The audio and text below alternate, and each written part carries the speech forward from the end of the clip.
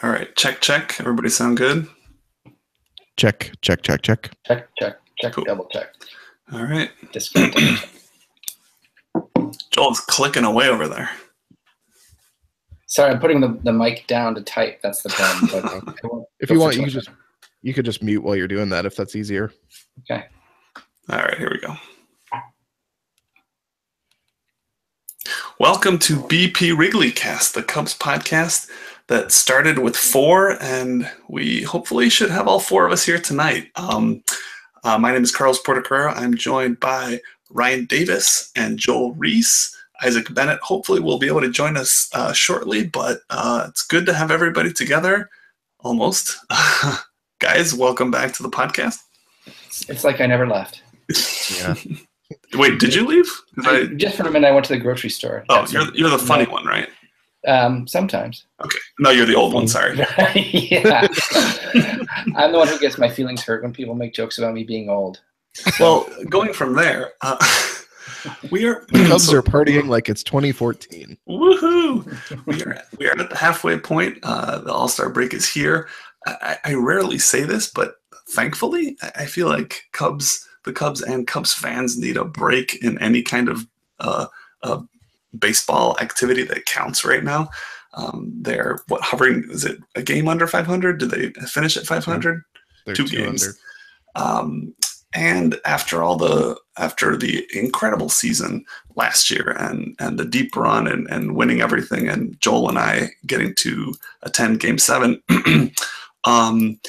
this season had all kinds of expectations. Here we are at the halfway point, and we're here to discuss what's going to be probably a very disappointing, not a disappointing year yet, but a disappointing discussion because it's going to be focused on a lot of negative stuff. Thankfully, we won't be spending a lot of time on Jason Hayward, I don't think, but we'll see.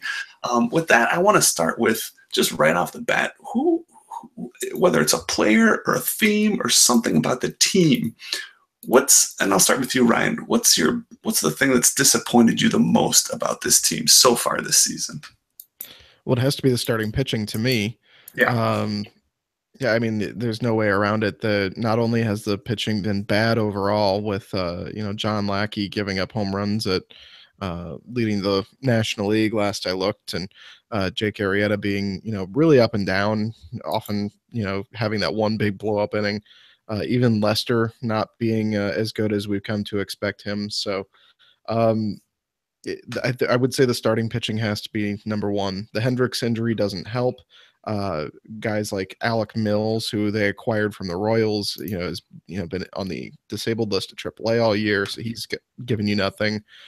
Eddie Butler has come up and he's been able to give you a couple decent innings, but that's about it. He's averaging less than 5 innings per start. So, a guy that you were hanging your hat on, hoping that he could be maybe a number 5 starter going forward. Now you're questioning whether he's even in your rotation in 2018. So that's the biggest disappointment, is that they failed to bring in any, difference makers in the rotation in the offseason. And now they're in this point where they're very thin in the rotation, and even the guys that you should be counting on aren't performing. It's a really big mess, and I don't know how they solve that going forward.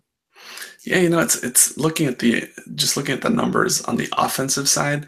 It's disappointing, especially going off of last year and all the expected growth that some of these young guys we project. Oh, he could get better. He could get better. It could be better than this. But yeah, I agree with you. I think the starting rotation, and it's interesting because that profile on Epstein that was in, I can't remember where it was, but they highlighted the fact that he wrote pitching, and he kind of stamped that up on his desk, and that was the thing that he had to go out and find. And here we are with starting rotation that is just terrible. Well, not terrible. Let's not go that far, but just not getting the job done when the rest of the team, could be doing a lot better. Joel, any other opinions on that or something different? Well, yeah. I mean, clearly the starting pitching has been brutal and it's been painful. I think we all and Ryan, to give you some credit, I remember you wrote an article a while at some point saying that the Achilles heel going forward looked like their starting pitching going into 2017. And so I think we all saw some regression coming, but I mean, Lackey we thought might be able to kind of hold it together with, veteran savvy and guile and the blood of the occasional hobo to piece together a decent year, but clearly that's not happening. Hendricks has been injured. Arrieta is, the sixth inning is just his kryptonite. And then Lester has been undependable, certainly. And I know that we've got some recency bias because his last two starts have been pretty brutal. But in addition to the pitching, then, almost everyone offensively is down from last year. Chris Bryant, Anthony Rizzo, Zobrist has fallen off the cliff. Hayward has been injured, and it showed some improvement, but not much. Albert Almora, I think Almora is a special case. We could talk about him later. I'm just going like across the diamond. Addison Russell has fallen off the cliff.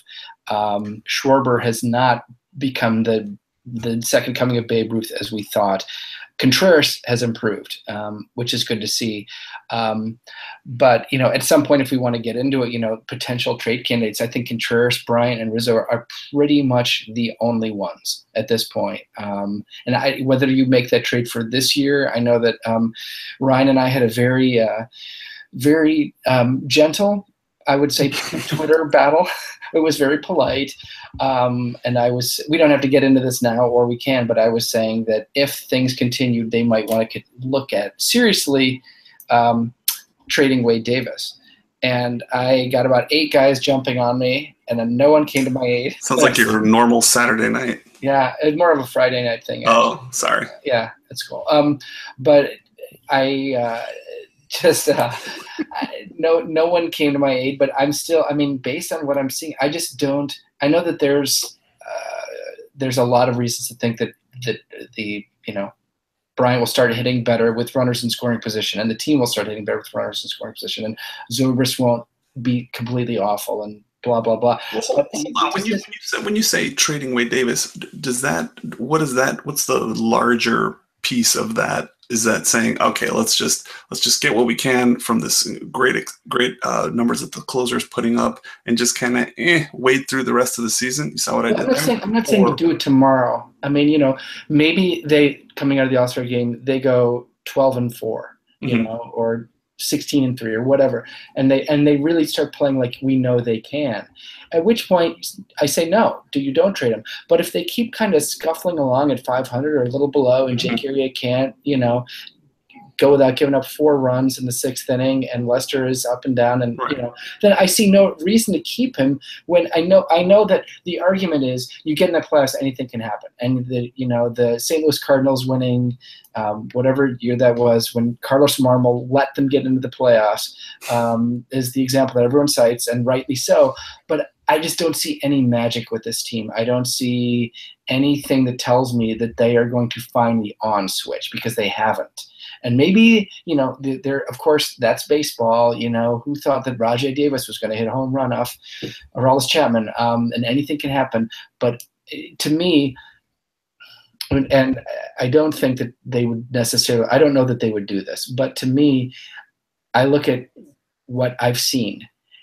I just don't – there's nothing that makes me think that they're going to find the on switch in the playoffs. So Wade Davis is gone at the end of the year. You could probably get something pretty good for him. So I would strongly consider trading him. All right. So I have you guys who are listening don't know this, but we have a little chat on the side where we type a little exclamation point when we want to talk, and I'm just hitting exclamation points one after another while Joel goes on there because I want to get in here.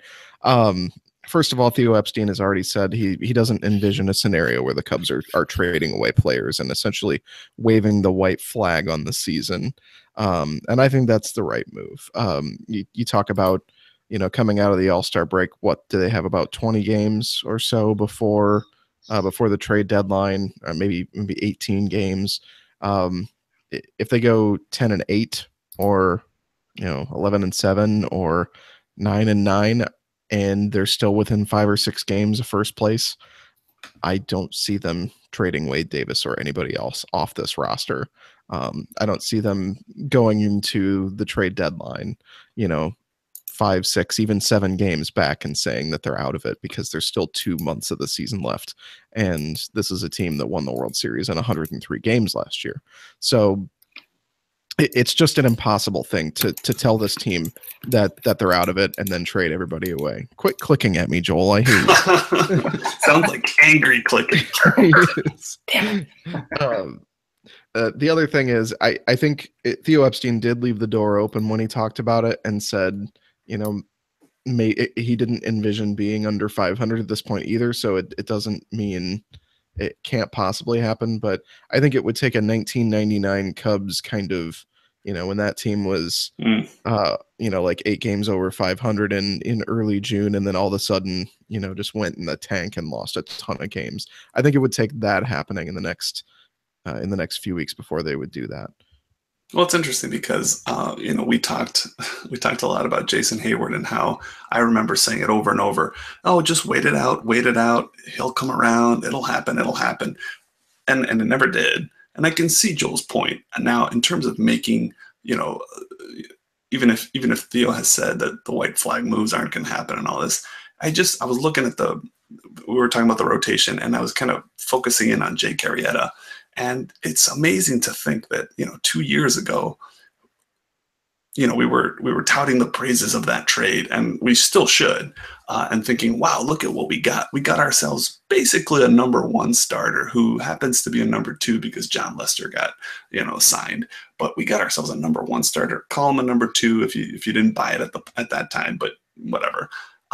And very easily, many other teams would have given this guy a long-term deal, given him a bunch of money, and said, "All right, you're our guy," and they didn't. And so, this has been a disappointing first half. But I think now is a good time to look back at that non-move and say, "Wow, that really worked out." Because if Jake Arrieta had been signed back then to a 5-year, $100 million deal, you're looking at a much more challenging set of decisions that you have to make in order to get this team contending, whether it's for the second half of 2017 or even just to set it up for 2018. You're much more hamstrung. And that's why all that talk of Justin Verlander just kind of like freaked me out when I started hearing it. Right. Yeah. And the Jake Arrieta stuff, from day one, I was very anti-extension on him. Just for this very reason, because you hadn't seen him do it long term. He was a late bloomer who throws across his body, and just the nature of everything he does just didn't lend to imagining him doing it very long term. So I'm right there with you. It was a really good move that they didn't extend him long term. I remember watching, just as kind of a funny aside, Scott Feldman throwing that no-hitter into like the 6th inning against the Cubs a few weeks ago, and thinking, man, we gave up this guy for Jake Arrieta. Well, before we get into and I know we're going to talk a little bit about what can be done here for the rest of the season, and what are the right moves, not just for this season, but for the longer term play. I want to talk a little bit. Let's get back to Montana Joel and look at some positives. And I want to start with just pleasant surprises. And in looking at it, for me, I look at the bullpen, and I looked at some of the guys that were acquired to be a part of the bullpen, and I'm like, the bullpen overall has been very good. The bullpen has been very good. That's nice to see. But CJ Edwards, to me, even though I was like, yeah, he could be a closer, he could do it, he could go put him in there, especially towards the tail end of last season, the way he was throwing, he has really been my pick for pleasant surprise. He's a reliable member of the end of that bullpen, and he can come in there and get guys out. And so that to me is kind of one of the bright spots. Joel, what do you see in terms of something positive that you've seen this season? No, I mean, that's a great call. And CJ Edwards, I mean, that's another reason, not to keep bringing back to this point, but that's another reason why I don't feel like trading Wade Davis is a complete white flag, because you can say, look, we can plug this guy in, and he's pretty solid, and looks to be, intuitively speaking, I don't know what plans they have, but I'm thinking he's probably their closer next year. But the bullpen, I think, like I mentioned before, Wilson Contreras is looking good. He's calmed down his numbers, the ERAs of pitchers. Lester was always with David Ross, but Lester's ERA with Contreras is pretty solid.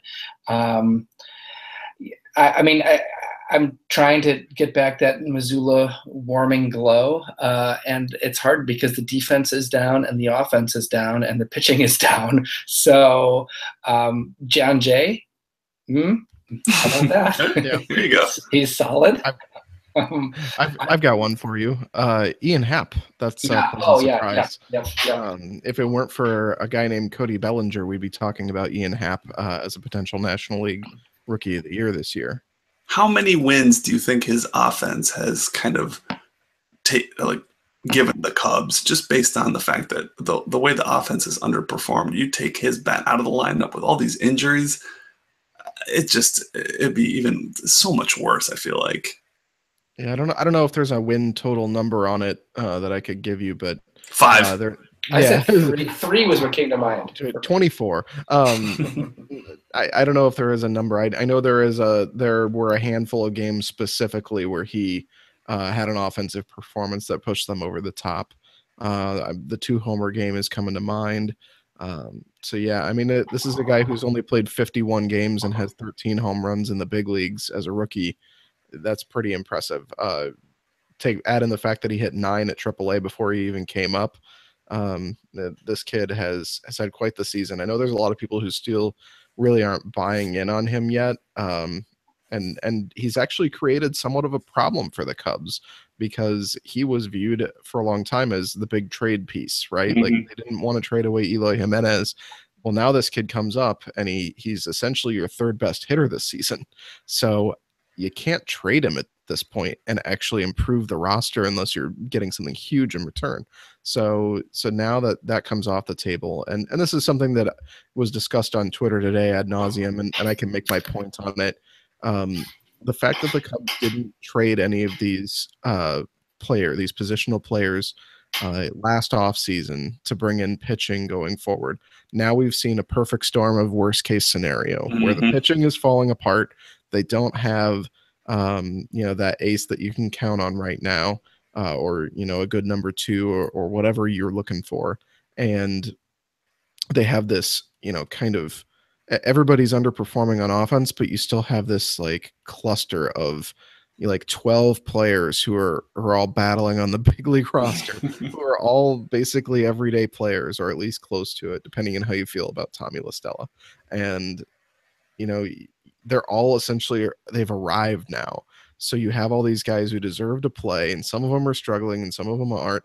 And it's just a big problem. Some of these guys needed to be moved, or at least one of them needed to be moved so that everybody has a place or enough playing time, and you have that pitching. So now you're in a position where, if you wanted to trade Addison Russell, you can't because his value is in the toilet.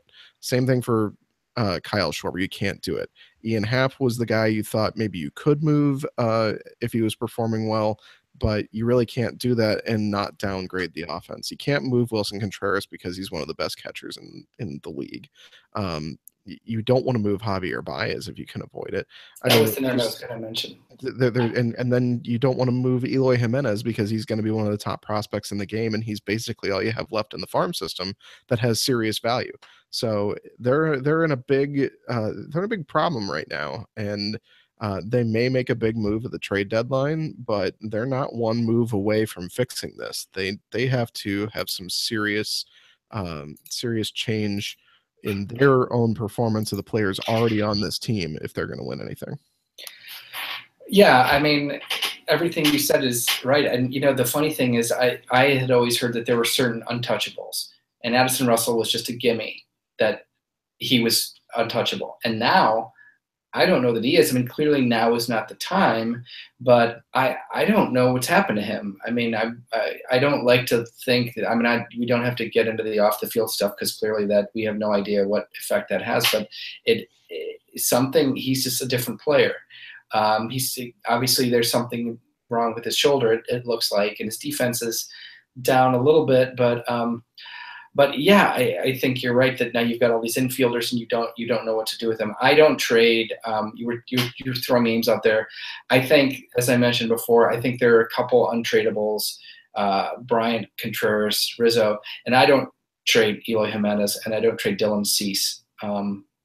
Although I was horrified to see on Twitter someone referred to him as maybe a scout said he looked like a potential reliever, because I think it's interesting how Theo Epstein, and I think there's probably an article to be written about how he's put together pitching staffs, because he's kind of cobbled them together using trading position players and signing free agents. He doesn't seem to produce them organically. I know you can't create a Clayton Kershaw out of, Zeus's skull, but there is the fact that they've just been so barren coming up through the farm system. I remember getting in an argument on Twitter, people like, oh, it's no big deal. That's what you have position players for. It's like, at a certain point, you feel like they would just luck into someone, but it just hasn't happened. It's a good point, and it ties into what you're saying, Ryan, in that here you've got, hey, look, they Ian Happ producing at the major league level, another rookie. The Cubs front office manages to do it again. They can keep pulling position players out of the minors, just plugging them in, and wow, look, they're producing. Good job, great. But look what happens when that's all you can do, and you can't pluck on the pitching side of things, right? And what happens when all those players are kind of down to flat on the performance side? Now the trade value is gone, so it's kind of to a point. It's almost too late to trade any of those guys, or it's just not the right time. But if you need pitching, what can you do? Where are you going to go get guys? And this is where, if you had to make a trade right now, who do you have to trade? It's Eloy Jimenez. He's a guy that you could get something significant out of, or maybe somebody out of the bullpen like a CJ Edwards. It's you're gonna make the team worse to get that bit larger solution. And I think that goes back into kind of the conversation that I wanted to have here is, okay, so what do you do if you're in charge? We've talked about trading for a controllable young starter since the beginning of this podcast.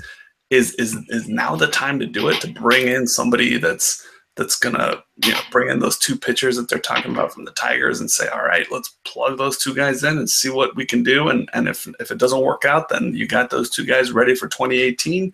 What's the game plan here, Ryan? Well, help. Yeah. Yeah. There are a few things I wanted to touch on before I get to that question. The Dylan Cease thing. I mean, he has an electric arm.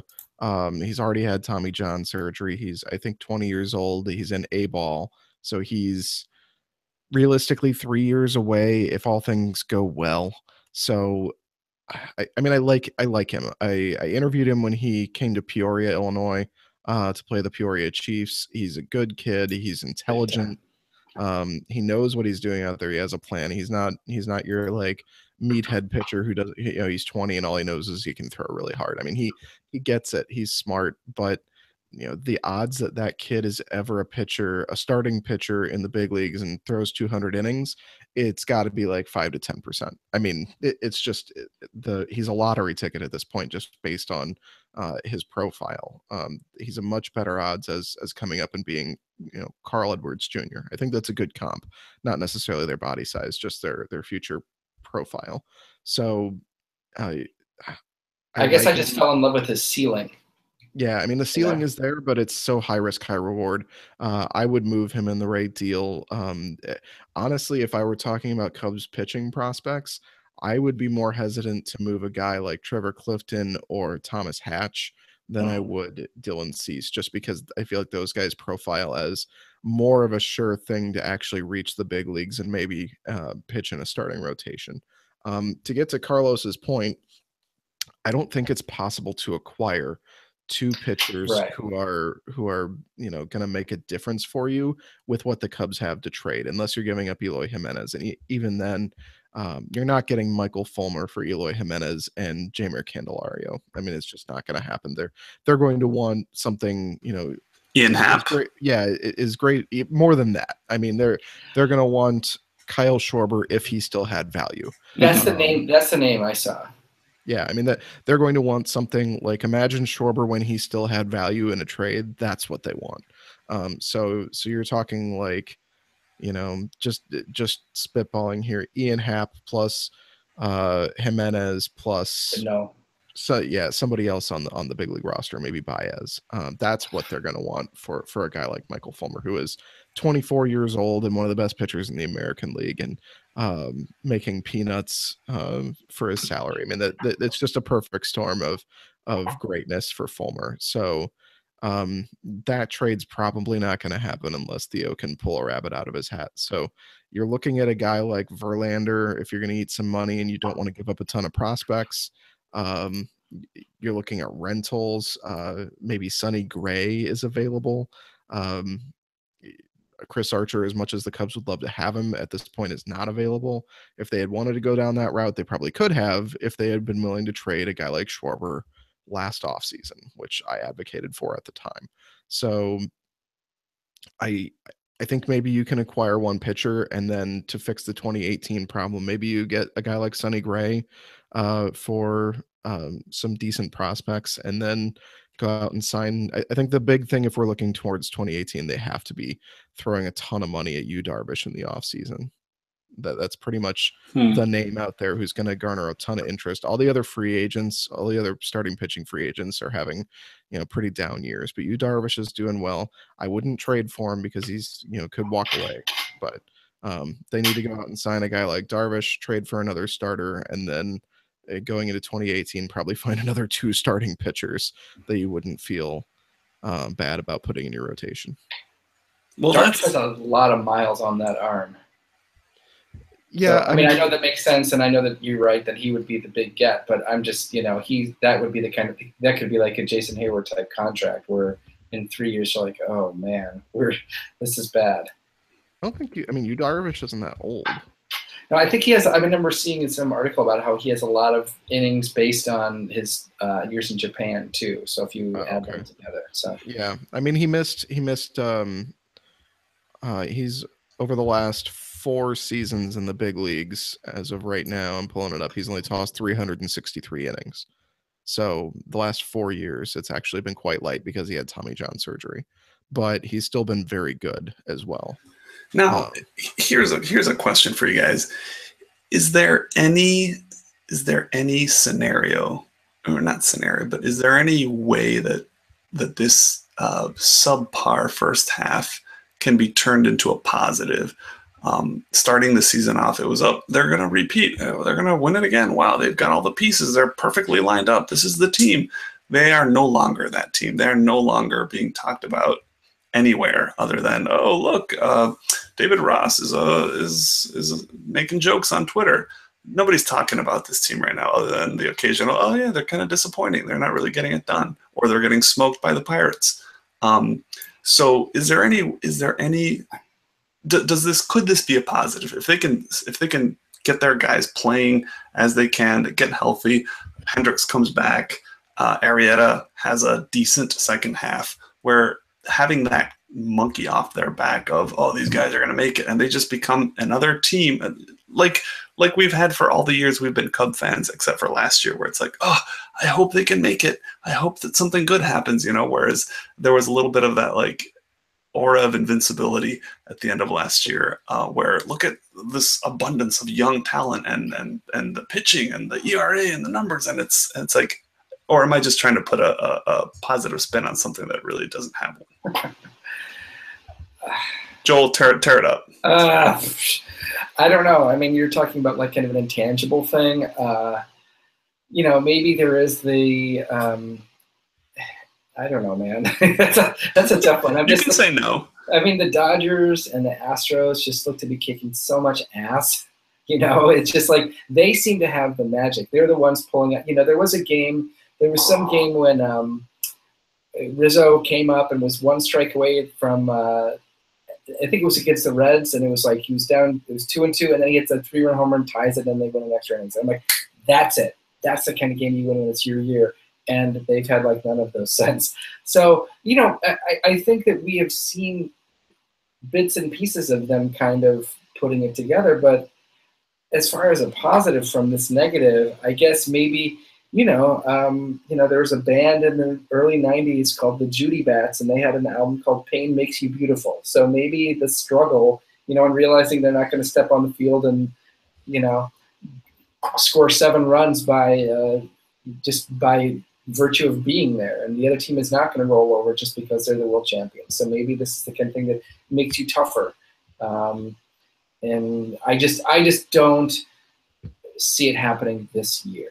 So, as far as, I don't know what that means as far as trades and things happening down the road, but it just doesn't feel like it this year. Like last year, I know last year was historic, but it had kind of a feeling like they were the juggernaut.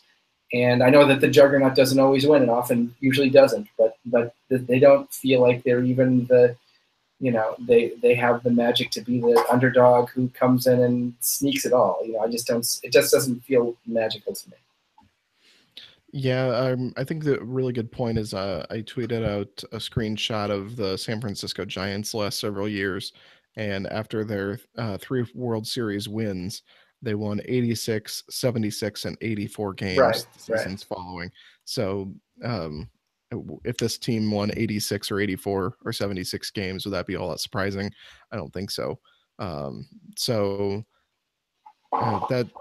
think there's only a handful of teams that have won the World Series in the last 10 years or 15 years that have gone on to win 90 or more. I think the last team to actually win 90 or more after winning the World Series was the 2010 Yankees.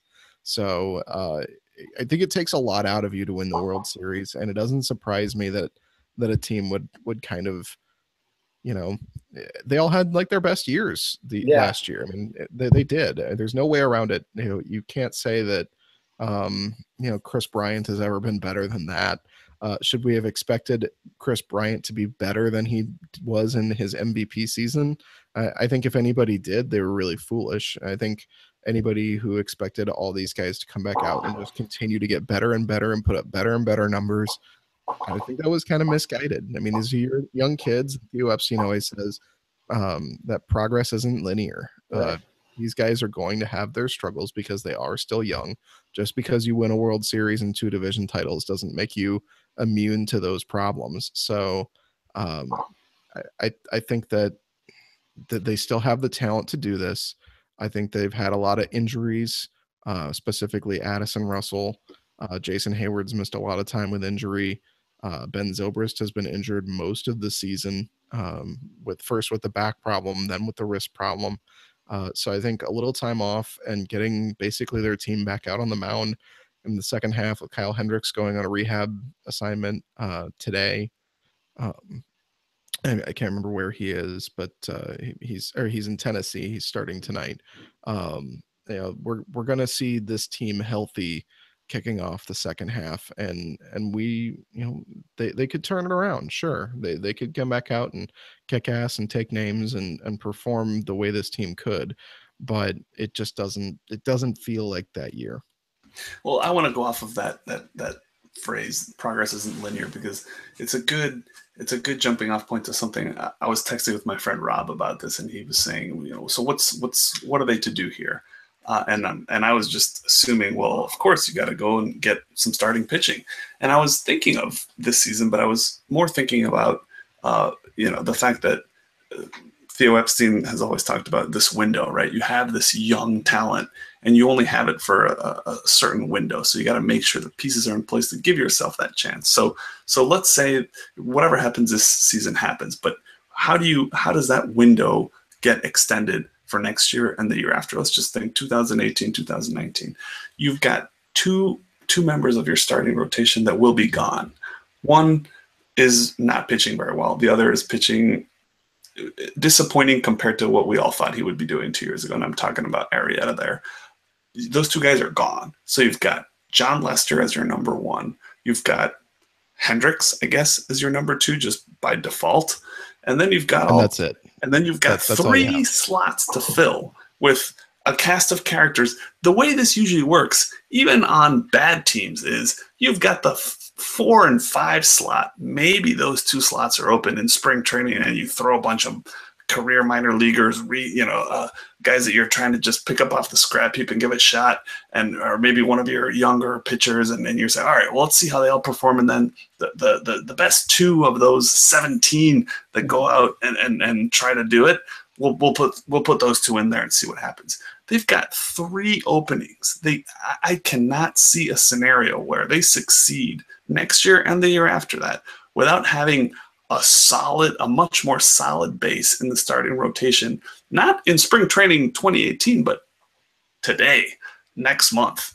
Like, yes, that number 2, number 3 slot needs to be addressed before spring training 2018. And maybe I'm being alarmist, but we're seeing what happens when you don't have starting pitching. You were seeing what happens when you don't have the depth. I was happy that they had Eddie Butler down there. He's come in and he's shown what he can do. What can he do? Can he be a number 3? I think everybody No. lucky is what he can do. Yeah, exactly. So is he the answer? They've gotten an answer to that question, I think, and that's good that they have that answer. But okay, if that's a no, then who are you going to put out there? Maybe you want Montgomery out there. Okay, how do you feel about going and competing for the World Series with John Lester, Hendricks, Mike Montgomery? I'm struggling here. Eddie Butler as your number 4, and then what? One of the worst rotations in baseball. Yeah, so no, there's no window there. You've essentially shut that window and broken through it and thrown it in the dumpster. So my urgency is right? You have to do something now. What do you do? Yeah, it's tough. Yeah, there are no easy answers right now, and this is pretty doom and gloom for a team that's within 6 games of first place in their division. I think a couple years ago, if we had said within 6 games of first place, we would have thought, "Yay, this is going great." But yeah, it's not good right now. I even look at things like, well, if you go sign Yu Darvish and you make a trade and you get another starting pitcher, and then maybe Eddie Butler and Mike Montgomery can battle to be your number 5 starter. You look at that rotation and you think, but there's so much that can go wrong. Darvish is coming off Tommy John surgery, and we've seen with David Price, how that signing has worked out with Boston. When pitchers get those big contracts, more often than not, it seems they don't perform quite up to the expectation when you sign them. Zach Greinke's another example of that. So, there's still so many question marks. Lester's going to be, I think, 34 or 35 next year. It's just not. Winter is coming. Right. Yeah.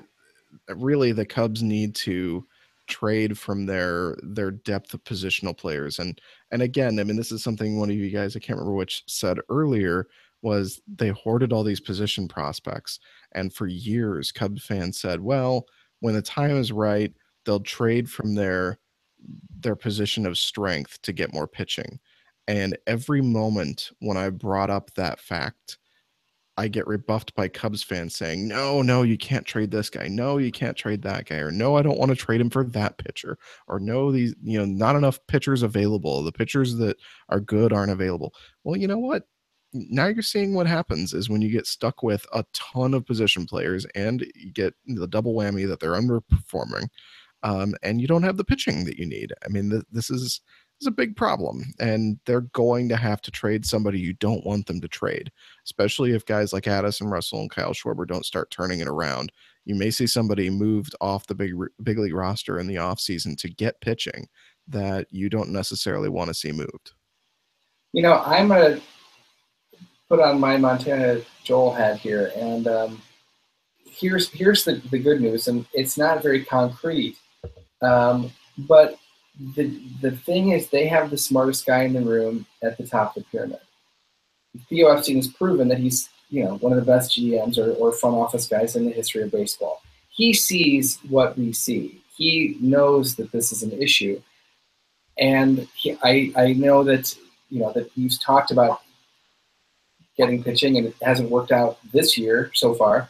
But he got Kyle Hendricks out of nothing. He got Jake Arrieta out of nothing. So I can't help but think that, they're not going to be like, well, I guess we had our year and then we're done. They just he's figured out how to exploit the inefficiencies, be it the international draft, be it free agency, be it draft pick compensation. He'll find the inefficiency. Ryan, it's funny you talked about, getting rebuffed by Cubs fans. I remember getting people people were very angry at me on Twitter saying that, when I said that it concerns me that he has not produced a starting pitcher. I was like, well, he doesn't need to. Like, well, now we see what happens. But my point is that they're aware of this, and I think that excuse me, I think that they'll figure out a way to make it happen. I mean, will they then, put together an awesome rotation? I don't know, but at least they're having guys that smart on the case and having players, with the potential of an Addison Russell or a Kyle Schwarber. All Schwarber has to do, his last month has been strong. If he can hit like we hope he can, you can probably get a pretty solid amount for him. They seem oddly attached to him. Yeah, I was going to bring that up. They, and this is something I've gotten into it with Cubs fans about, because I think Cubs fans as a whole feel the same way, and I think it's related to the whole World Series and the comeback and all that great stuff. But I've been saying since last offseason, if the Cubs were smart, they'd be looking to move Schwarber when he still has all that value, because he is the guy who is long term not the best fit with this roster, right? Yeah. I mean, he's an American League DH. We've seen he can shag fly balls in left field, but difficult plays are tough for him. He's bad going back on the ball. He can usually come in on it okay, but he even struggles at times with that too. I mean, it's just, if the guy's not hitting, he is such negative value. And even if he is going to end up being a great slugger, how many of those guys do you have that you believe in on this roster who you think can be really good hitters for you in the long term? I think they would have been wise to move him when he still had all that value in the offseason, and move him for a pitcher that, maybe the Rays would have been more interested in dealing Chris Archer if they could have gotten Kyle Schwarber last December. The Cubs fans wouldn't have liked it, but it would have set them up better for the long term. And you're right. I think Theo Epstein and those guys, very specifically Joe Madden, I think they have kind of an unhealthy attachment to Schwarber. That kind of reminds me, to switch sports a little bit, of the old Bulls of maybe 10 years ago, when John Paxson was in charge, and he thought, like, oh, this core of Kirk Heinrich and Ben Gordon and Lou Aldang, they're going to be, the greatest thing since sliced bread. And no, we can't give up Lou Aldang for Kobe Bryant. Like, how dare you ask us to give up Lou Aldang? That's kind of what it reminds me of with the Schwarber attachment. I don't think he's necessarily a Hall of Famer. I mean, I think he's going to be a really good hitter. I don't doubt that, but this is a guy who's an American League DH, and possibly a very good one. But that's not the long-term fit when you look at all these guys. I think, when you look at true fit with this roster, Ian Happ's probably a better fit. Well, it's totally, I agree. It's a valid criticism of this front office, and, the fact that these holes that are getting closer and closer as 2018 comes near, but are evident now with the way that the rotation has been injured and ineffective. Valid criticism, but we've said it before, and we always, I feel like we say it every time we get a chance to talk about the front office. We have faith in them. They are smart. This, and maybe I'm being over dramatic here, but the position that they've painted themselves into, this is going to be their greatest challenge, is to, do something to make a run at 2018, at 2017, if they feel they can, but also in the current state of this roster, trying to acquire what they need to keep this window open. And I'm talking more specifically about the starting rotation.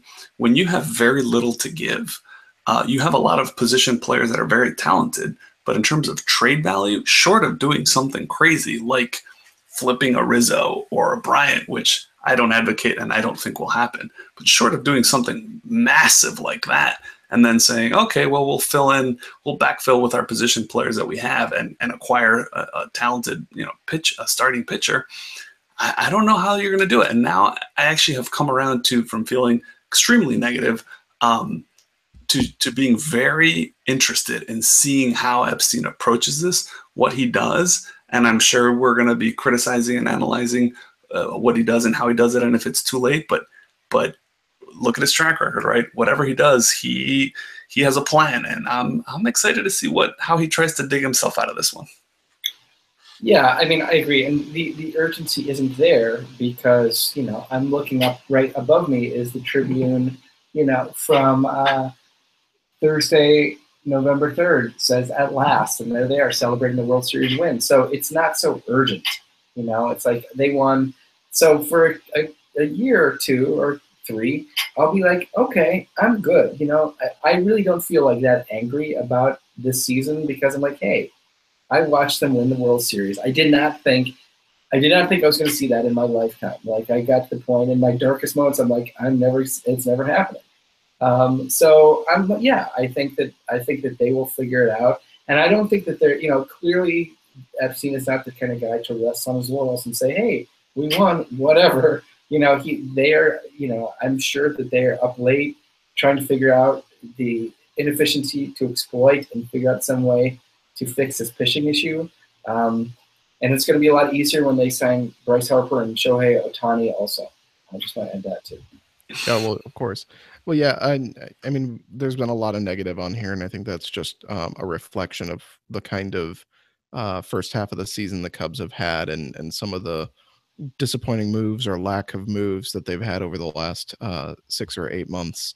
But there is a lot of positive going forward. You still have guys like Chris Bryant, who's going to be, an upper echelon player for his career. You have Anthony Rizzo. You have Wilson Contreras, who's one of the best catchers in the game. John Lester should continue to age well, even though this year has been kind of a strange blip for him. You have a lot of core players that you're building around, and I don't know if I would take. They're probably in a conversation with maybe 2 or 3 other teams for best projection over the next, maybe 5 to 10 years as a team. I would mention teams like the Giants or the Boston Red Sox, who won multiple World Series. They didn't win 3 in a row. They spaced them out. The Giants won every other year. The Red Sox won in 2004, then 2007, then 2013. So I think this is going to be a process. There's going to be some retooling. I think there will be new names along the way. I'm very confident that the Theo Epstein Cubs will win another World Series. It's just a matter of, I like hearing that. it's just a matter of who is still left on this roster and how many years that is. Is it this year? Maybe, probably not. Is it next year? I don't think any of us know. Could they win one in 2020 or 2021? Sure. They just don't know yet. So I would say Cubs fans, don't give up hope. This is still a very good team, and this is what it's all about. They won one pretty much right away, but it's all about getting all those bites at the apple. So I think that's what they're going to try and do, set themselves up to do that. I love leaving you guys on a positive note. Makes me feel good. I'll sleep better tonight. At least we couldn't let Joel give the final thought. It's all doom and gloom. Oh, I see he muted his microphone because he didn't want to handle that. Yeah, I was too busy wiping away tears. Joel, did you have a 60 seconds with a former Cub you wanted to regale us with? I do, as a matter of fact. Special treat for the fans. Hit us with your best shot. God, I love it when you quote Pat Benatar to me. Said that so many times. Can we play a fun game where you give us hints and we can see who can guess it first? Okay, I like that. Throw us a hint. Okay, pitcher, lefty, mid 2000s. Oh, Ted Lilly. Wow, well done. Whoa! Got it. Nice. I know what's going on the top line of Ryan's resume now. Yeah, Ted Lilly. I was thinking about him because he was the Cubs, the representative in the 2009 All Star game. Oh. So topical, a news hook, as we used to say in the business. Carlos, do you have the sound effects ready for Joel? Go for it, Joel. Okay, ready? Go. For me, the scariest movie killers weren't the evil maniacal guys who could run you down and chase you like, say, Kyle Farnsworth. No, the scarier guys who's the one who would look at you with dead eyes and coldly track you down with murderous efficiency. That's Ted Lilly. Because the doe-eyed lefty looked like a kindly insurance agent, and he put up decent numbers with the Cubs, 44 and 33 in the All-Star game appearance in 2009. beneath that nebbish exterior was a guy who'd say, bloody his manager's nose in a fight in the tunnel, or throw a glove down on the field with such force after giving up homer that they'd feel it in downstate Springfield, which he did after Chris Young went yard off in the 2007 NLDS.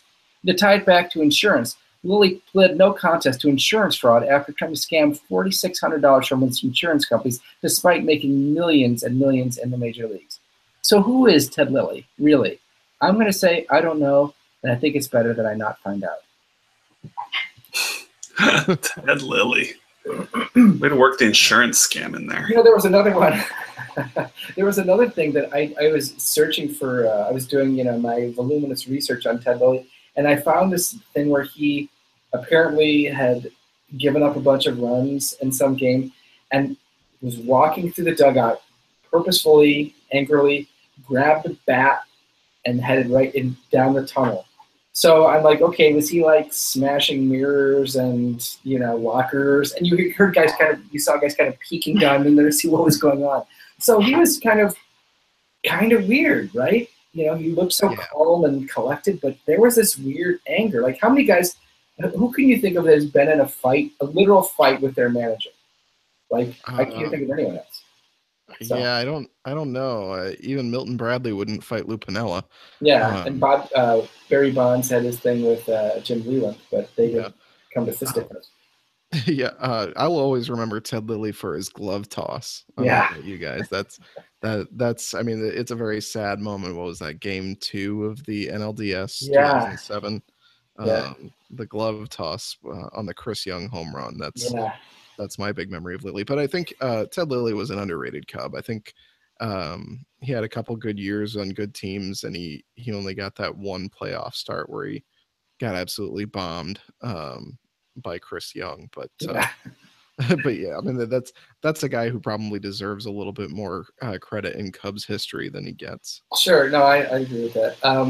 There's a lot more, let's say, Kerry Wood love out there, or Ryan Dempster love out there than for Ted Lilly, whereas Ted Lilly probably contributed more to Cubs teams than those guys did. More than Kerry Wood. Whoa. Incendiary take right there. Right. Well, I mean, all right, so the 2003 season, but I guess Kerry Wood had maybe 3 good years as a starter, whereas Ted Lilly maybe only had 2 or 2.5. My feeling about Kerry Wood is that I don't know why he gets a pass for Game 7 of the 2003 NLCS. Because he had a home run. He gave up, I think, 7 runs. Yeah. I mean, sorry, that's no bueno. I think he gets a pass for that because he'd been throwing 130 pitches a game for the last 3 months, and at that point his arm was completely burned out. Right. And because he won those 2 memories. Games. Yeah. Oh, good memories. Yeah. We were ending on a positive note, and all of a sudden we're trashing Kerry Wood. Come on, what are we doing? About Game 7 of the 2003 NLCS. Oh. I will still say, after all those things that happened last year, the Kerry Wood Game 7 home run is still probably a top 5 Cubs memory for me. Oh yeah, for sure. Yeah. Well, with that, let's leave it. Let's leave it with remembering that these are the world champion Chicago Cubs, and we'll see what Theo Epstein does and for the rest of the season and for next year. I'm looking forward to it. Yes, indeed. And I'm looking forward to seeing you guys more frequently than we have been lately. Well, let's not promise things we can't. Wah, wah. All right, guys. All right. Good night, guys.